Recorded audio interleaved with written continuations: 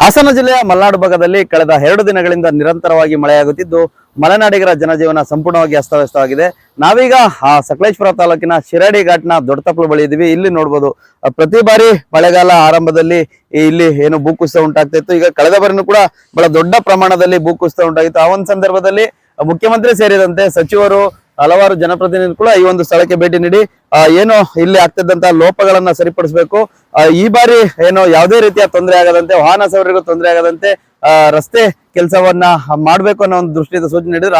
ಆ ನಿಟ್ಟಿನಲ್ಲಿ ಸಾಕಷ್ಟು ಒಂದು ಉತ್ತಮವಾದ ಒಂದು ಕೆಲಸನೂ ಕೂಡ ಆಗಿದೆ.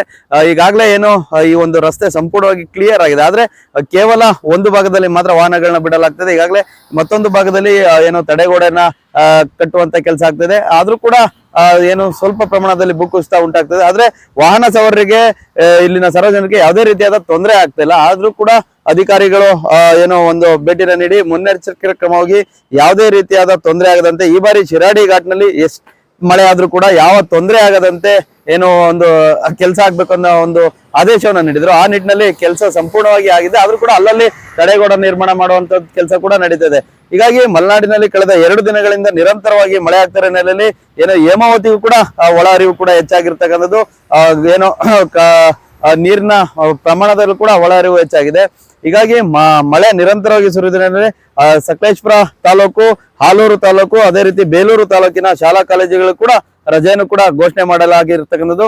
ಒಟ್ಟಾರೆಯಾಗಿ ಕಳೆದ 2 ದಿನಗಳಿಂದ ನಿರಂತರವಾಗಿ ಮಲೆನಾಡು ಭಾಗದಲ್ಲಿ ಮಳೆ ಆಗ್ತಿರೋ ನೆಲೆಯಲ್ಲಿ ಒಂದ್ ರೀತಿ ರೈತರ ಮಗದಲ್ಲಿ ಮಂದಾಸ ಮಾಡಿದ್ರೆ, ಮತ್ತೊಂದ್ ಕಡೆ ವಾಹನ ಸವಾರರು ಯಾವುದೇ ರೀತಿ ಆತಂಕ ಇಲ್ಲದೆ ಈ ಶಿರಾಡಿ ಘಾಟ್ನಲ್ಲಿ ಸಂಚರಿಸ ಕೂಡ ಒಂದು ಎಲ್ಲಾ ರೀತಿಯಾದ ವ್ಯವಸ್ಥೆ ಕೂಡ ಕಲ್ಪಿಸಲಾಗಿದೆ. Sachin Shetty, power TV, Hassan.